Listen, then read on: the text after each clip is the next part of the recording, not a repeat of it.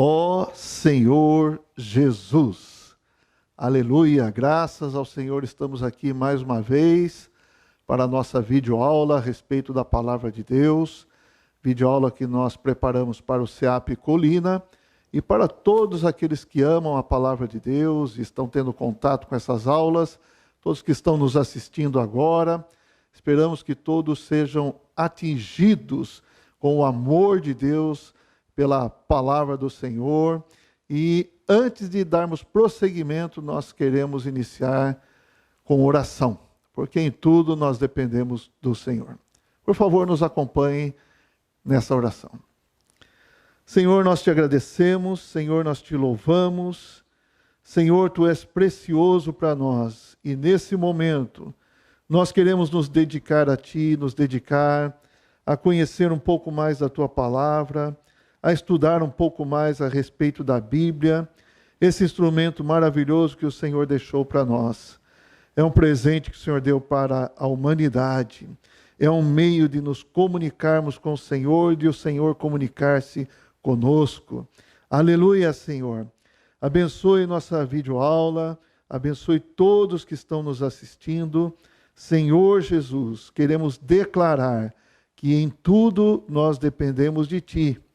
Aleluia. Esteja conosco, Senhor, durante todo esse tempo. Amém. Aleluia. Bom, então, como nós abrimos a palavra hoje, nós estamos vendo a palavra de Deus e essa mensagem, essa videoaula, nós vamos prosseguir o assunto que nós começamos na semana anterior. É uma breve história da Bíblia, tá certo? E antes de mais nada, queria me apresentar. Meu nome é Alexandre ABC, sou da igreja em Piracicaba e estou aqui na companhia do irmão Valdinei Barrios, que está fazendo essa gravação para nós, gentilmente servindo ao Senhor também. Aleluia, que o Senhor abençoe o nosso irmão Valdinei e nos abençoe durante esse tempo, tá bom? Vamos avançar então, vamos começar, vamos retomar aquele assunto que nós iniciamos semana passada. A palavra de Deus, breve história da Bíblia. Algumas questões nós já vimos a respeito das línguas originais das Escrituras Sagradas, só para relembrar, são 3 as línguas em que a Bíblia foi escrita, é o hebraico, o aramaico, bastante reduzido, e o grego, todo o Novo Testamento, tá certo? Quem não viu essa aula pode recorrer ao canal do YouTube do SEAP Colina e também ao canal do YouTube da Igreja em Piracicaba. Com relação ao canal do YouTube do SEAP Colina, eu queria pedir para você fazer sua inscrição. Faça sua inscrição ali no canal do SEAP Colina, tá certo? É muito importante para o SEAP que você possa participar, ser um inscrito no canal do SEAP, tá? Então, o segundo assunto que nós vimos foi o cânon da Bíblia, um assunto muito importante. O que é o cânon? É o conjunto de livros que atingem o padrão de Deus para fazer parte das Escrituras Sagradas.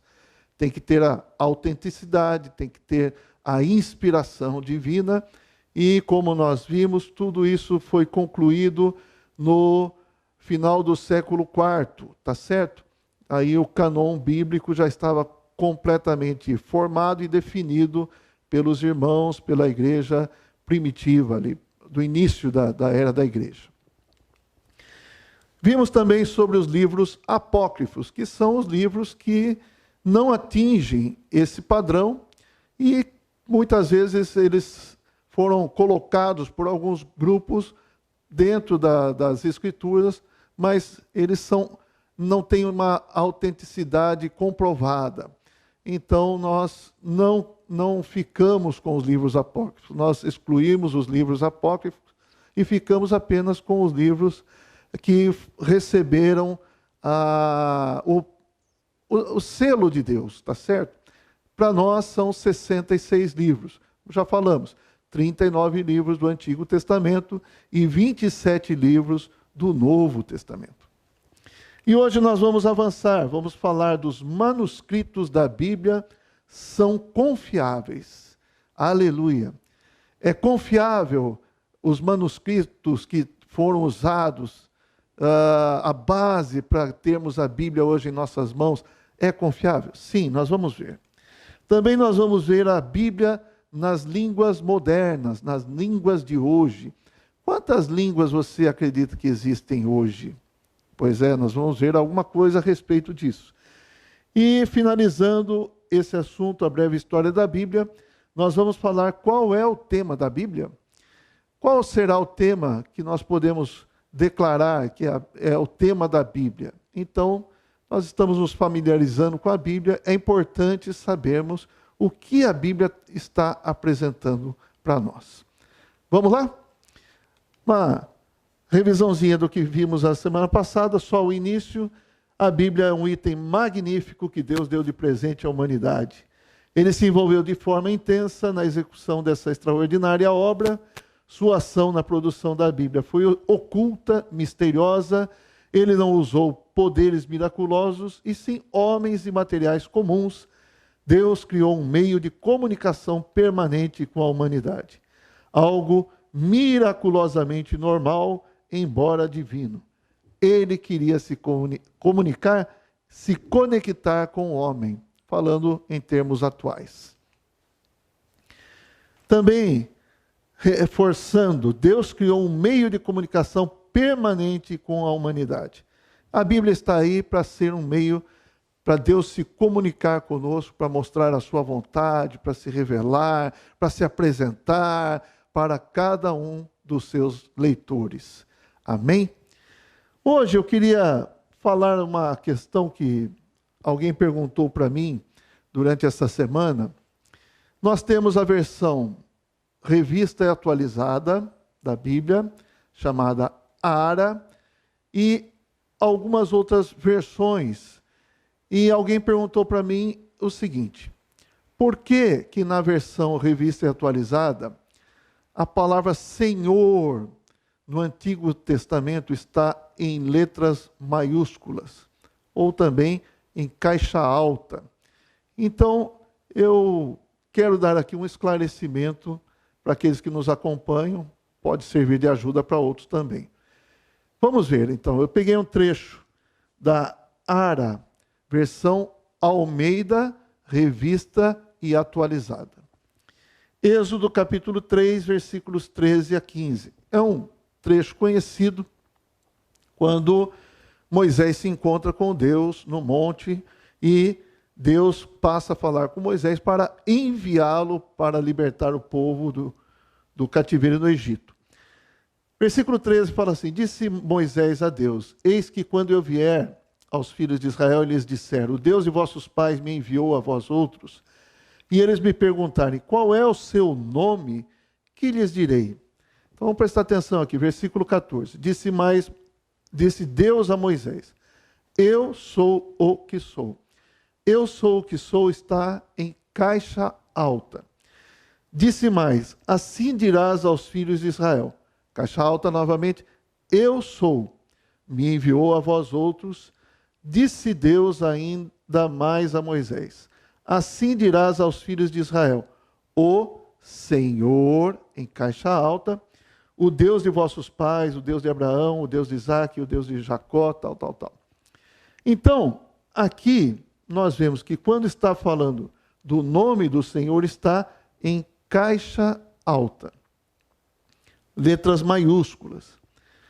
E vamos avançar aqui, vamos pegar a versão King James atualizada, os mesmos versículos, e vamos ver ali como que está grafado o nome do Senhor.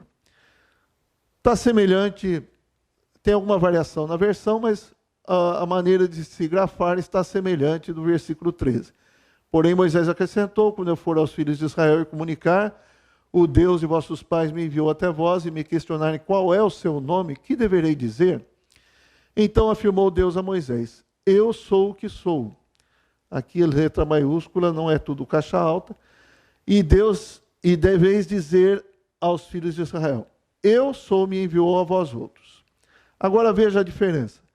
Disse Deus ainda mais a Moisés: assim dirás aos filhos de Israel: Yahvé, o Deus de vossos antepassados, o Deus de Abraão, Deus de Isaac, de Jacó, e assim por diante. Então veja, aqui Yahvé substitui o Senhor aqui na letra maiúscula, caixa alta. Então, quando aparece Senhor na versão revista atualizada, corresponde a Yahvé, ou Jeová, ou Javé, em outras versões que preferiram usar o termo hebraico para Deus. Yahvé significa o quê? Significa eu sou o que sou. É isso que o Senhor disse. O Senhor é aquele que é, que era e que há de vir. Lá em Apocalipse fala isso também. Então, essa é a questão do Senhor estar grafado em letras maiúsculas na versão revista e atualizada, e em outras versões traz Jeová, Yahvé e assim por diante. Tá ok? Então não sei qual a versão que vocês usam, mas uma das versões mais popularizadas ultimamente é a versão Almeida Revista e Atualizada. Eu particularmente uso, aqui nas nossas aulas também nós usamos essa versão. Tá ok? Espero que tenha ficado claro. Só uma ajuda para todos nós, ao lermos a Bíblia, nós entendermos por que está Senhor com letras garrafais, com letras caixa alta. Está bom? Bom, então, se alguém também tiver alguma curiosidade, quiser enviar para nós, por favor, quiser mandar alguma pergunta, também pode fazer, tá bom? Vamos avançar então os nossos assuntos de hoje. Vamos falar sobre os manuscritos da Bíblia. São confiáveis. No final da década de 1940 e também na década de 50, na região do Mar Morto, um grupo de pastores de cabras casualmente encontrou manuscritos preservados em jarros de cerâmica. Eles foram em busca de animais perdidos e encontraram as cavernas de Qumran, onde estavam esses vasos. Foi uma grande descoberta para a confirmação dos antigos textos bíblicos. E emprestamos de Paulo o termo tesouro em vasos de barro, 2 Coríntios 4:7, para dar a dimensão de tal achado. O que foi encontrado ali? Jarros com rolos dos manuscritos bíblicos foram encontrados na década de 1940. Manuscritos antigos que comprovavam, que atestavam a autenticidade de tudo que se havia encontrado até então. Foi uma grande confirmação dos antigos textos bíblicos. Há uma história que eles estavam procurando as cabras que se perderam e por fim entraram nessas cavernas e ali acharam essas jarras. Eu vou mostrar para vocês aqui. Então, os manuscritos. Aqui, as cavernas de Qumran. Só para ter uma ideia, tá certo? Então, uma das cavernas aqui, um lugar desértico, né? Mas ali foram encontrados os manuscritos de Qumran. É perto do Mar Morto, né? Na região do Mar Morto. Aí aqui dá para ver várias cavernas. Enfim, o Senhor preservou, fez com que fosse preservado ali.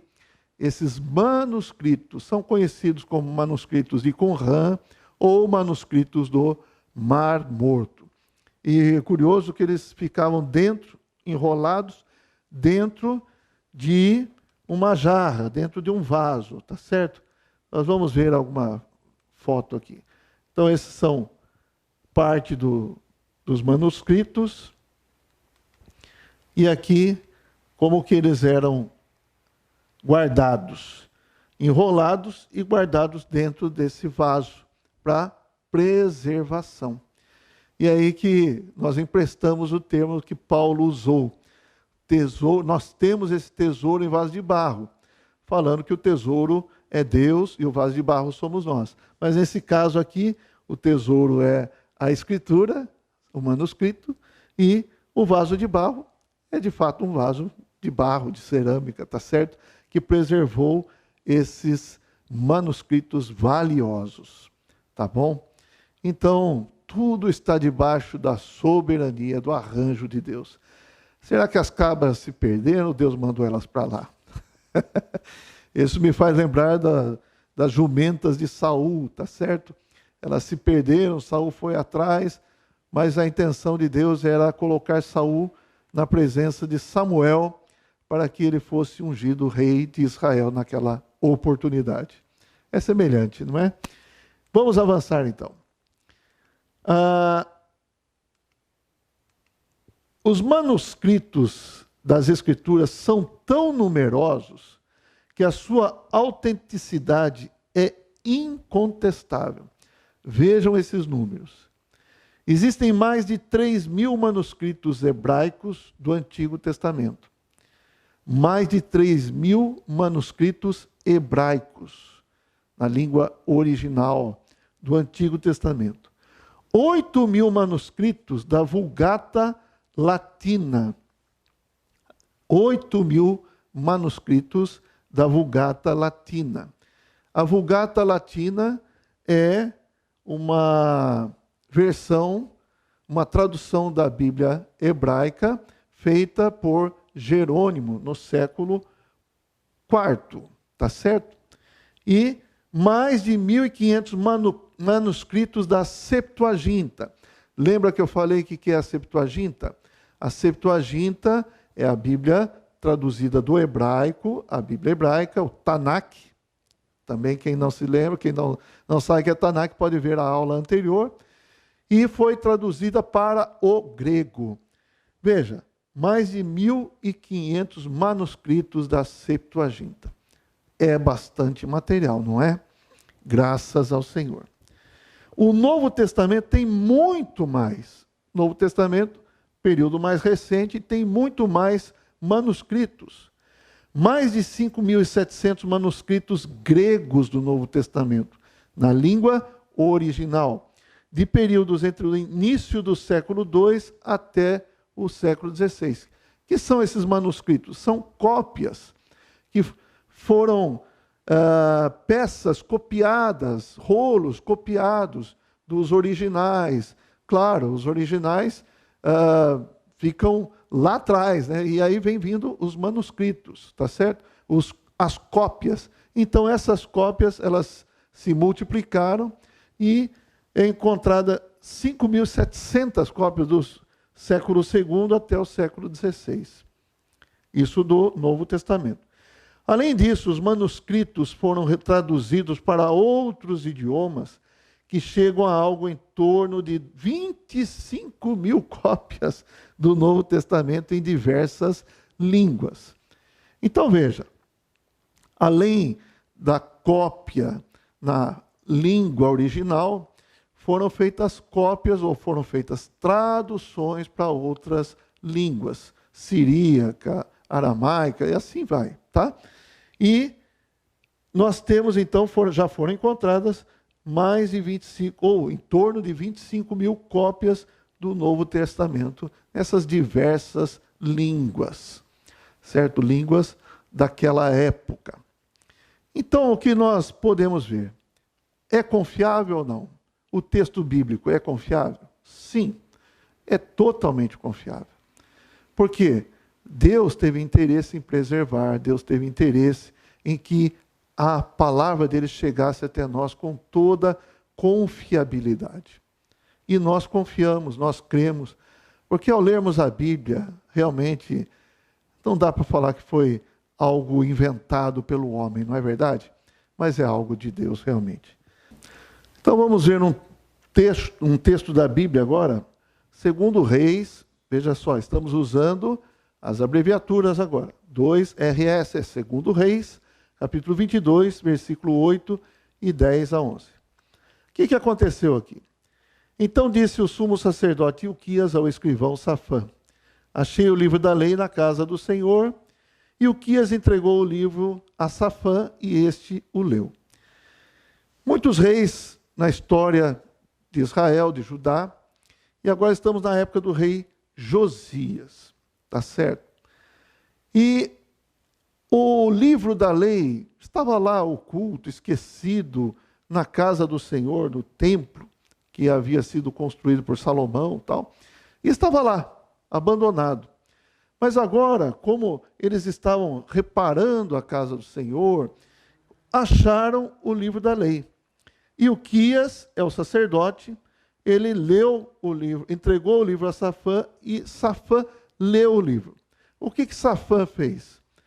Safã fez o seguinte: relatou mais o escrivão Safã ao rei, dizendo: o sacerdote Uquias me entregou um livro, e Safã o leu diante do rei. Tendo o rei ouvido as palavras do livro da lei, rasgou as suas vestes. Por quê? Porque, como não havia eles não estavam consultando o livro da lei do Senhor, então muitas coisas estavam fazendo sem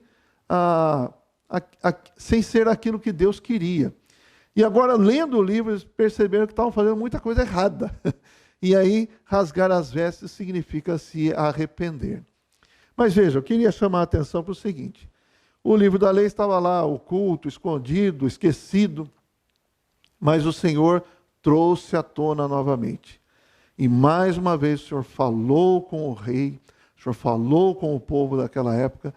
Graças ao Senhor eles se arrependeram, tiveram uma reação positiva, tá certo?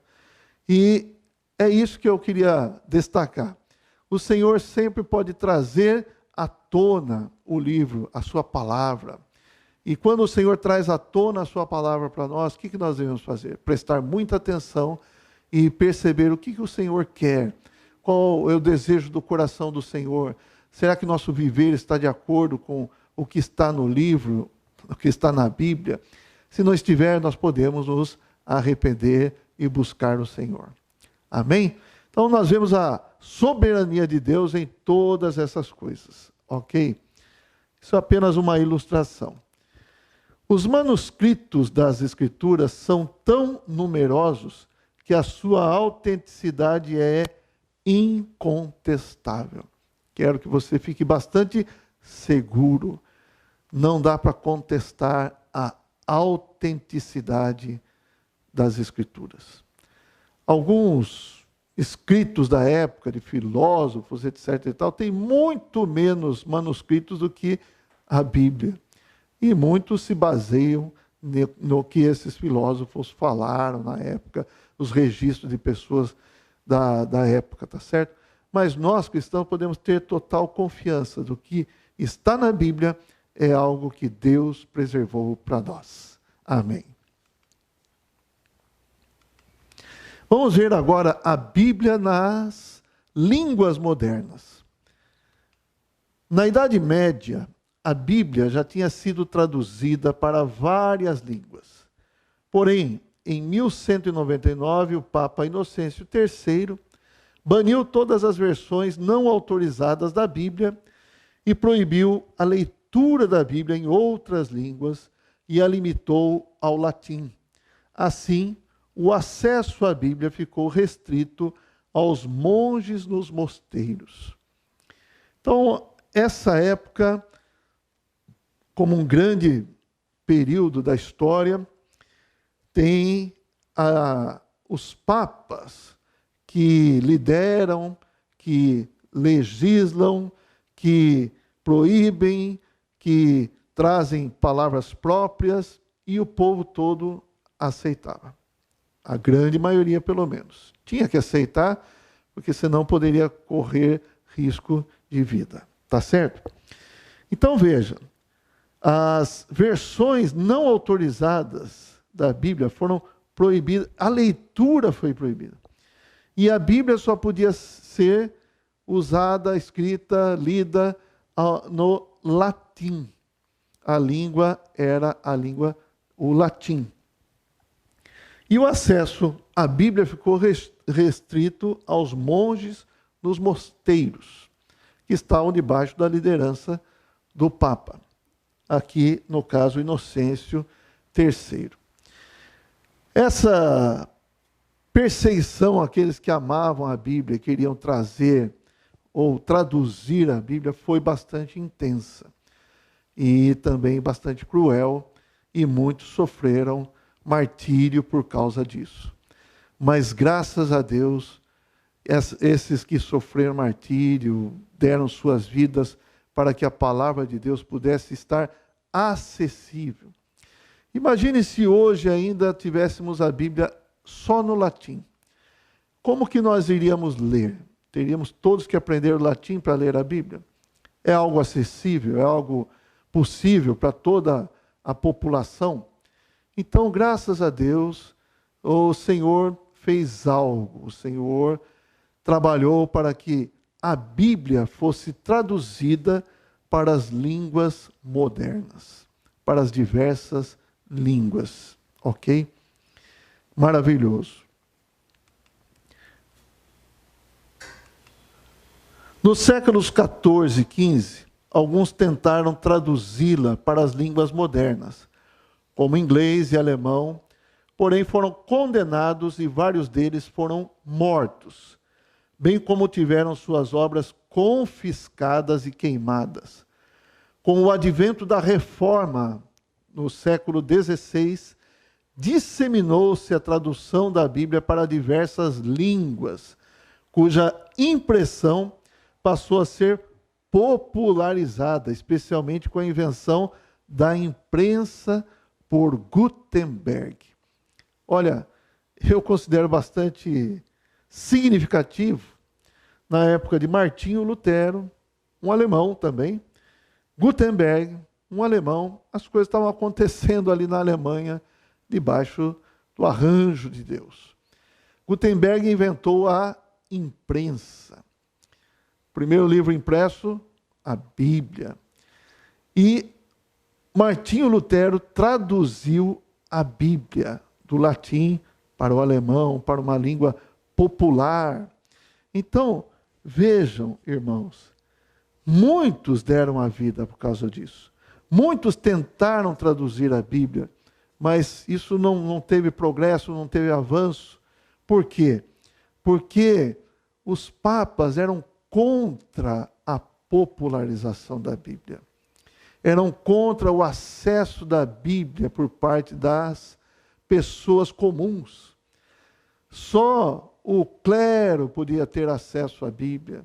E ainda muito restrito. O próprio Martinho Lutero, quando se tornou um monge, ele teve acesso à Bíblia, mas era algo bastante esporádico no começo. Claro, depois ele conseguiu um acesso maior.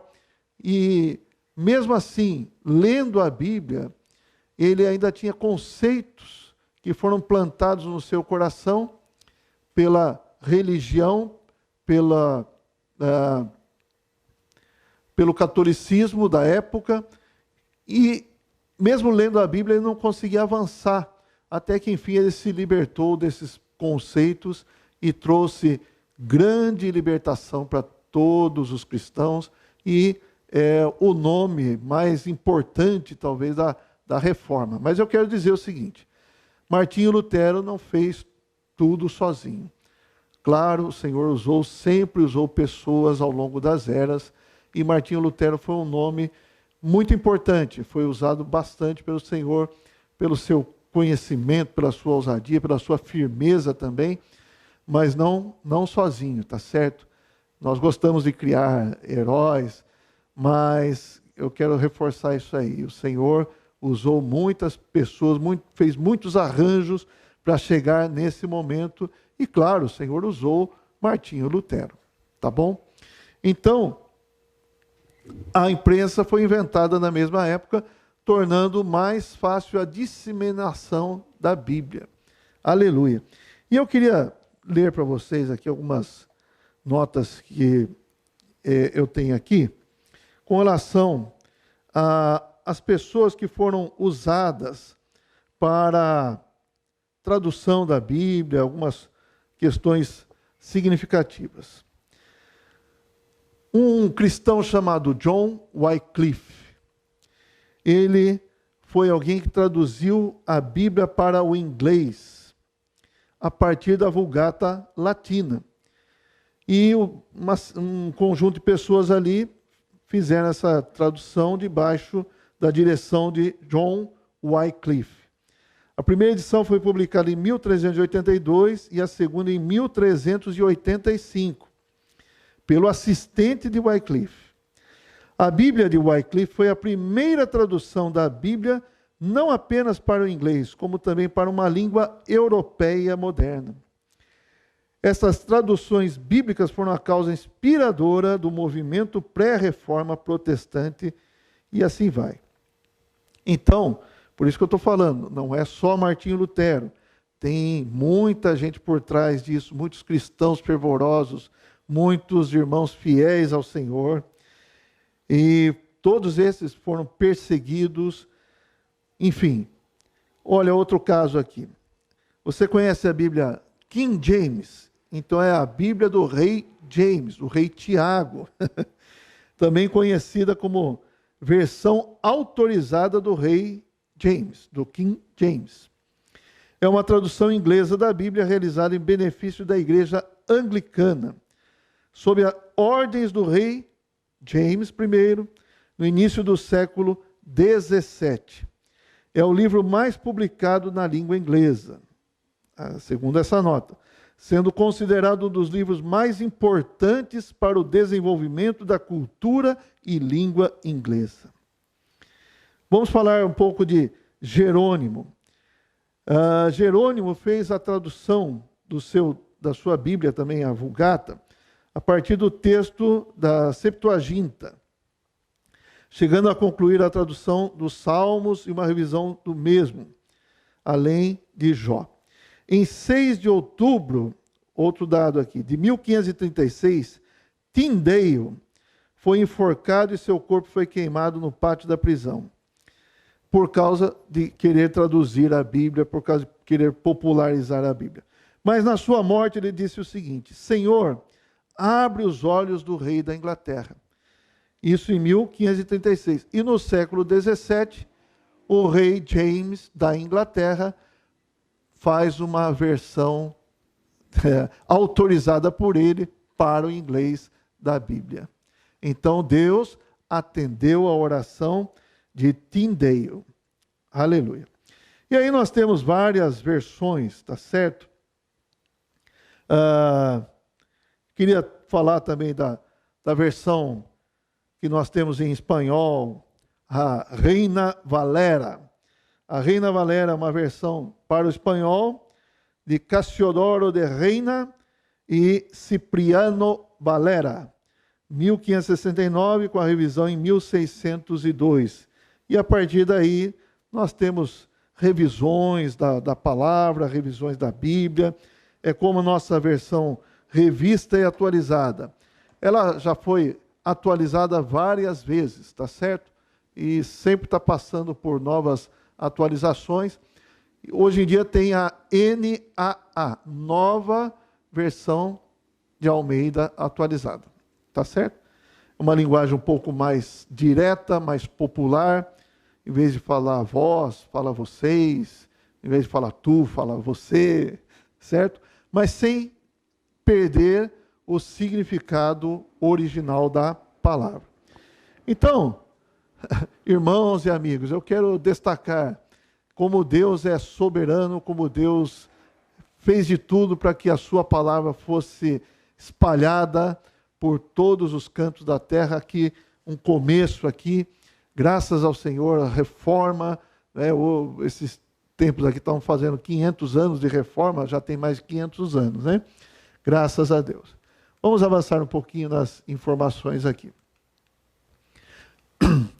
O texto original da Bíblia não tinha capítulos nem versículos. O texto hebraico tinha parágrafos e a Bíblia hebraica também foi dividida em seções maiores. No século XIII, Stephen Langton, 1150-1228, arcebispo de Canterbury, na Inglaterra, e o cardeal francês Hugo Sancto Caro, 1200-1263, desenvolveram esquemas diferentes para dividir a Bíblia em capítulos. Em capítulos, por enquanto.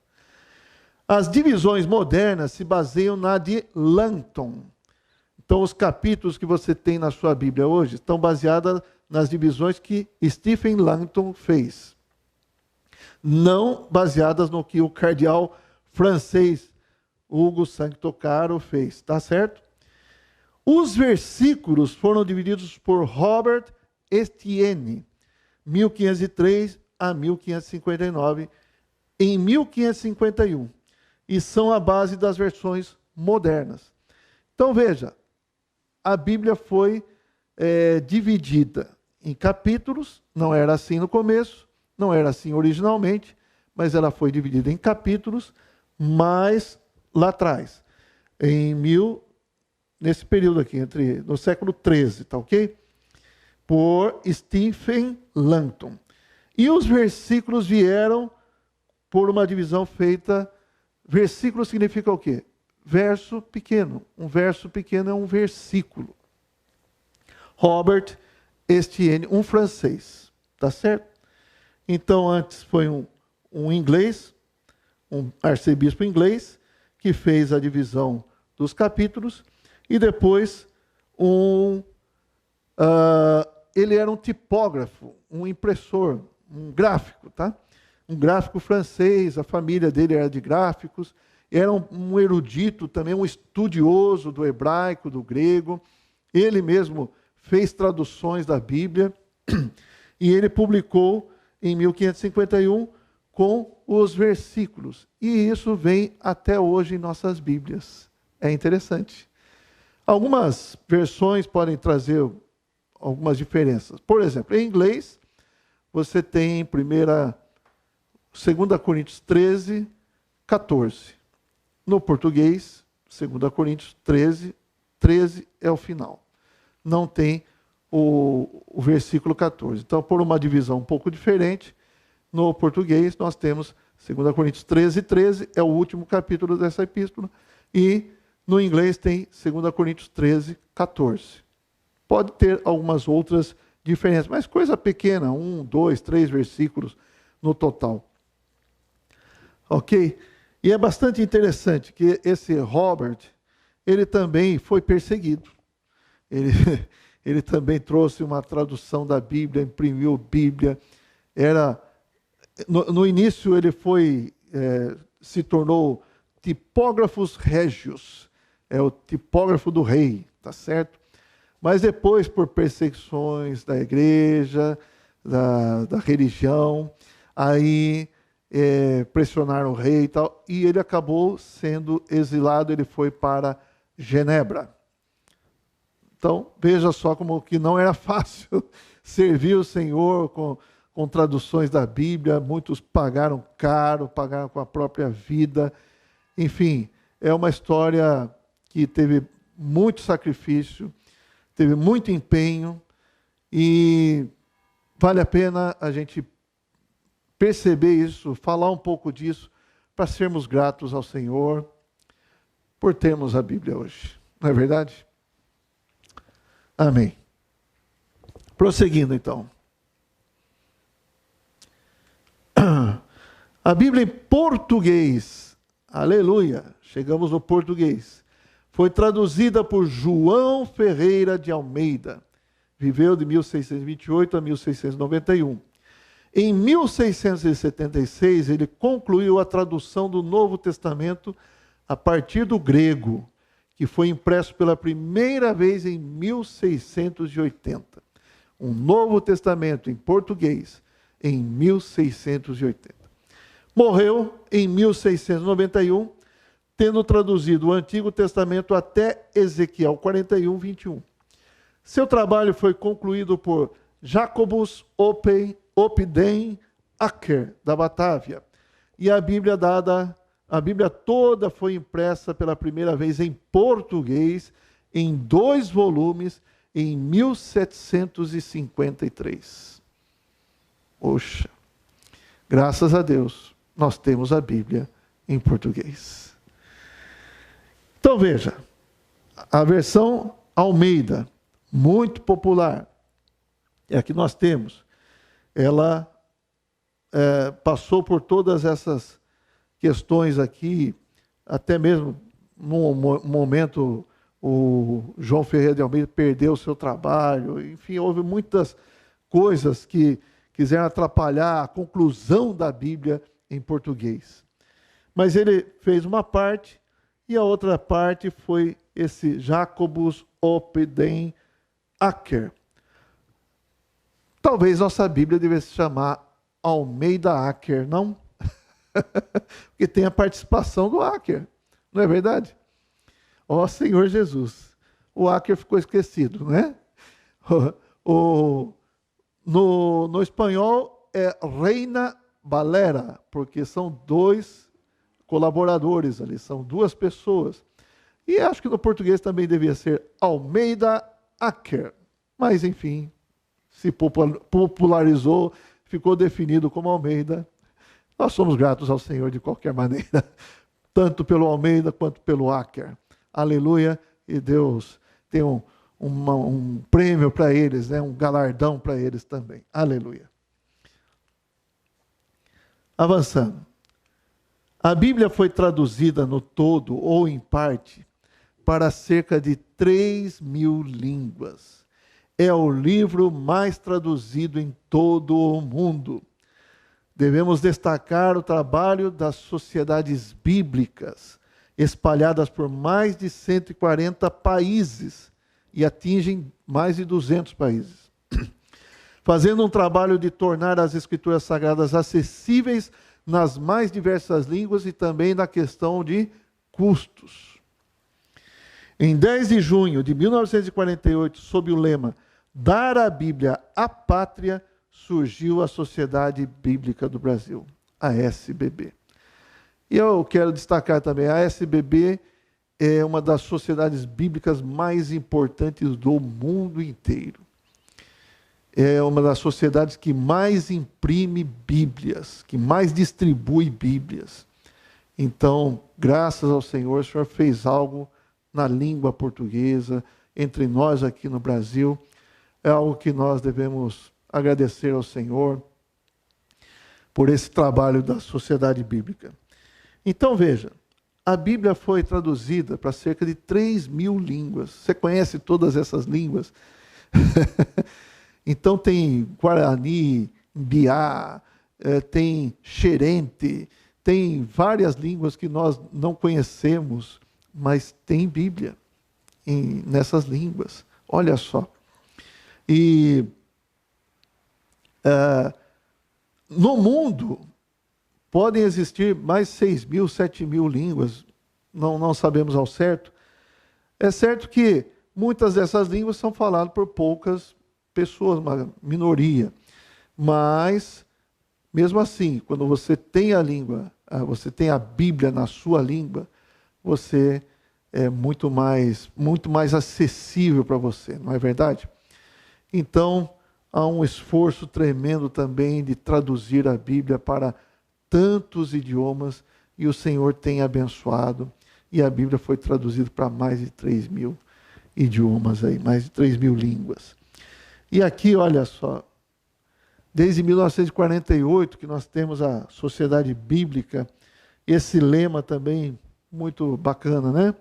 Dar a Bíblia à pátria. Veja só, isso vai contra tudo aquilo que havia no começo, que era não dar a Bíblia para ninguém, esconder a Bíblia, não é verdade?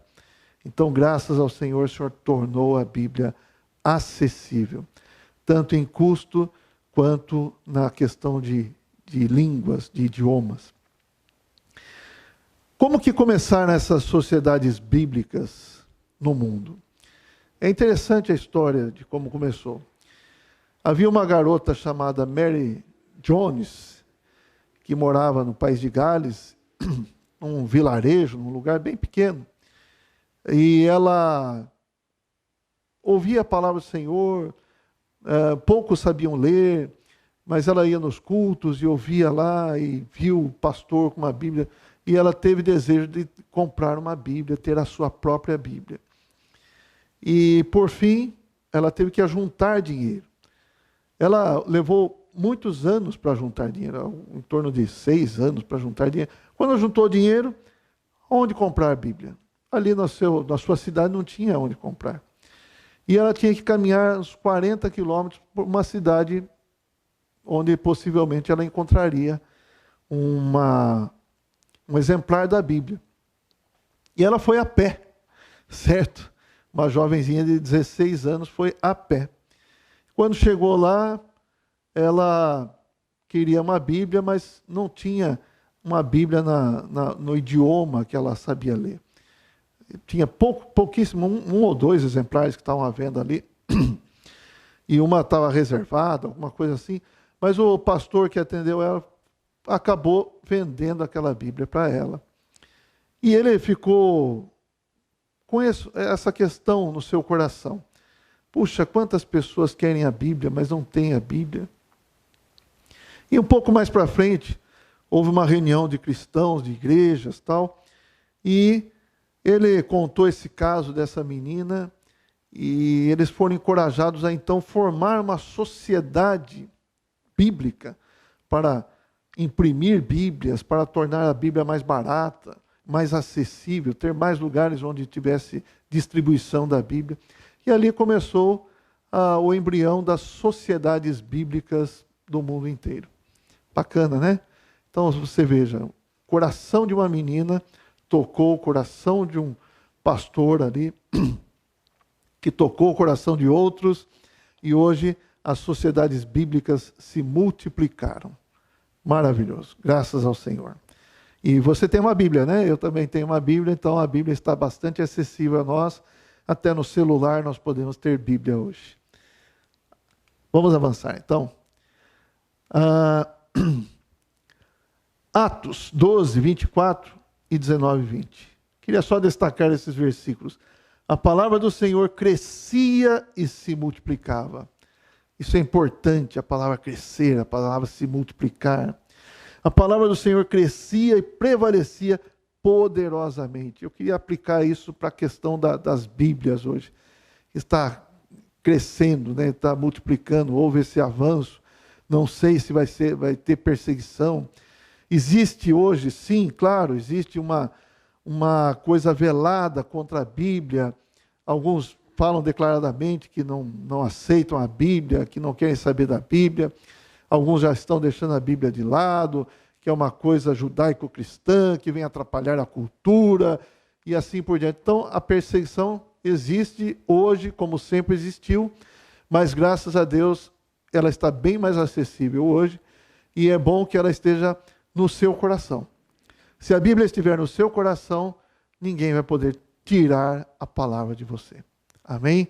Então esse é o nosso desejo, que a Bíblia esteja no seu coração, no nosso coração, e o nosso apreço pela Bíblia seja cada vez mais crescente. Amém? Ela possa crescer poderosamente. Agora vamos chegar no tema final aqui. Qual é o tema da Bíblia? Então, o que temos visto nas lições sobre a Bíblia é para nos familiarizar com ela. Familiarizamos o porquê ela foi escrita, como ela foi preservada, as traduções, etc. e tal. É tudo que nós precisamos saber? Não. Embora seja uma coleção de livros, a Bíblia é única e tem um só tema e uma linha de pensamento central. Então nós precisamos descobrir, precisamos saber qual é o tema tão importante que o Senhor quer nos mostrar. Por que tudo isso? Por que toda essa luta? Por que todo esse empenho de muitos para transmitir esse pensamento central, esse tema que Deus quer nos dar? Amém? Então é importante nós conhecermos o conteúdo da Bíblia. Claro, a Bíblia é grande, mas vamos falar do que está no centro da Bíblia. O tema é: Deus planejou e criou. Satanás rebelou-se e danificou.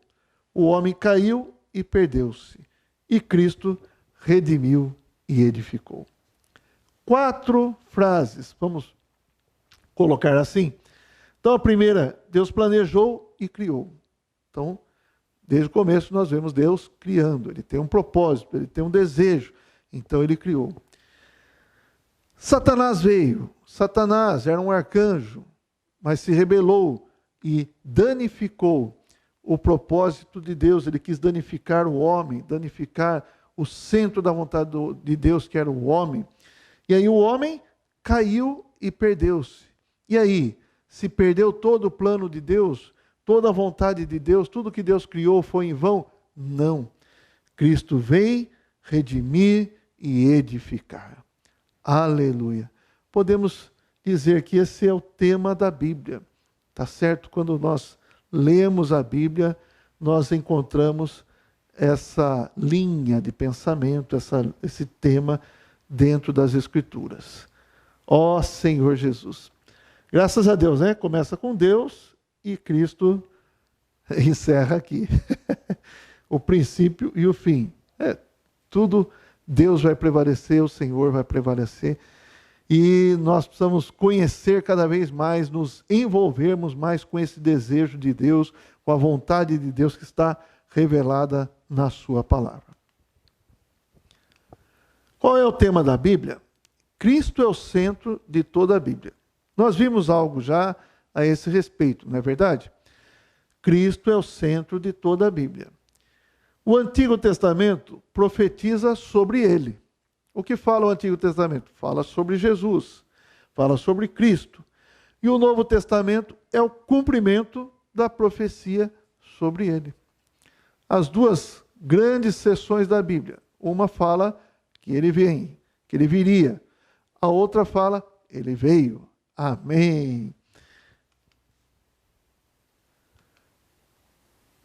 João 5,39 e Lucas 24,44 são versículos que nós já lemos aqui.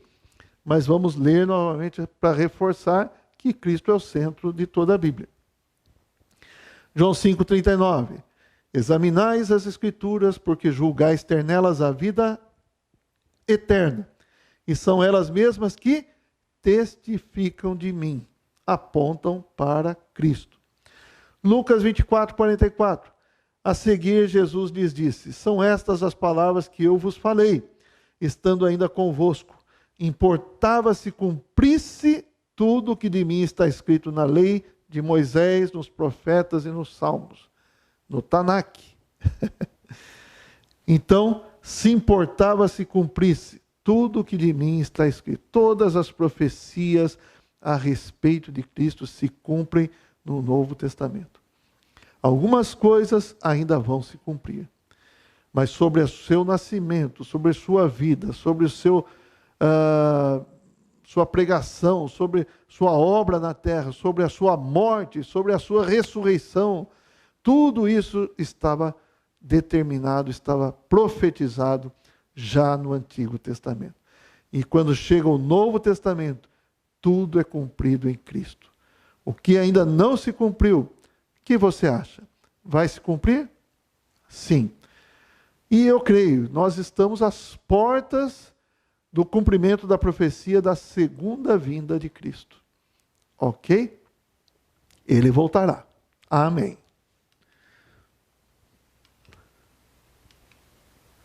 A Bíblia também é um romance de um casal universal.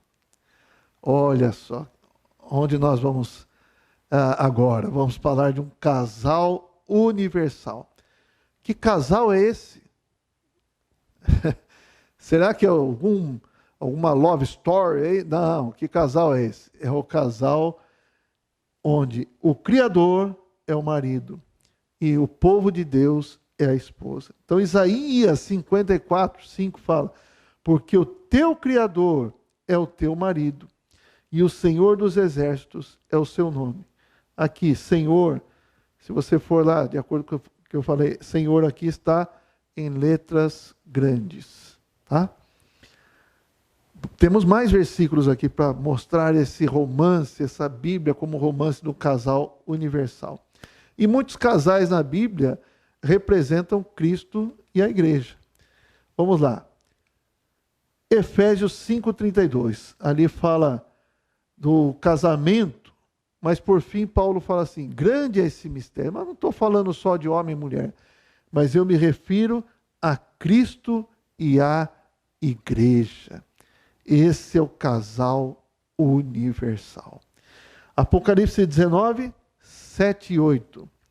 Alegremo-nos, exultemos e demos-lhe a glória, porque são chegadas as bodas do Cordeiro. Quem é o Cordeiro? Cristo é o Cordeiro, cuja esposa a si mesma já se ataviou. Quem é essa esposa? Vamos ver. Pois lhe foi dado vestir-se de linho finíssimo, resplandecente e puro. Porque o linho finíssimo são os atos de justiça dos santos. Quem é a esposa? A esposa é a esposa coletiva, é a igreja, são os santos que têm os atos de justiça como veste. Aleluia! Estamos nessa época de nos ataviarmos com essa veste de justiça. Então veja, lá em Apocalipse fala desse casal se casando aqui, ó, as bodas do Cordeiro, a festa do casamento. Ó Senhor Jesus. Então Deus quer fazer o quê? O Senhor se unir ao homem. Amém. Isso é bastante profundo. Graças ao Senhor pelo tema da Bíblia. Senhor Jesus. Cristo e a igreja são a ideia central da palavra de Deus. A Bíblia é um romance de um casal universal. Então é isso que nós vimos hoje. Espero que você tenha sido encorajado por essas informações, por toda essa trajetória que a Bíblia passou para chegar até nós. Nós podemos abrir a Bíblia e ler em português. Alguns que estão nos assistindo são mais familiarizados com o espanhol, outros podem ser com o inglês, mas temos tantas traduções da Bíblia, né? Graças ao Senhor. E as perguntas finais. Vamos lá. Perguntas. Aponte alguns versículos que mostram o pensamento central da Bíblia.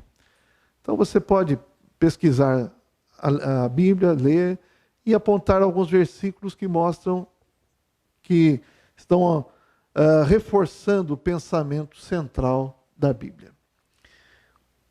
Muitos foram perseguidos e mortos para que a Bíblia chegasse às nossas mãos hoje. Que valor você dá a ela? Essa é uma pergunta para nós refletirmos, não é? Que valor que eu dou à Bíblia? Como que eu tenho me relacionado com a Bíblia? Qual o meu apreço por esse livro maravilhoso, esse livro singular? Por mais que a gente aprecie, ao ver toda essa história, ainda achamos que somos devedores, não é verdade? Precisamos nos aplicar mais à leitura e a conhecer, a receber a palavra do Senhor em nosso coração. Lembra que eu falei, né? Há uma perseguição, talvez não tão aparente, mas é velada, porque quer roubar o seu coração, quer tomar o seu tempo, quer levar você para outras coisas, quer levar você para filosofias, quer levar você para ideologias, quer levar você para os entretenimentos, que são tantos hoje em dia, e não ter tempo para a Bíblia. Quer tomar o seu coração com as coisas da sobrevivência, não é verdade? Mas eu quero falar e encorajar você. Gaste tempo com a palavra de Deus.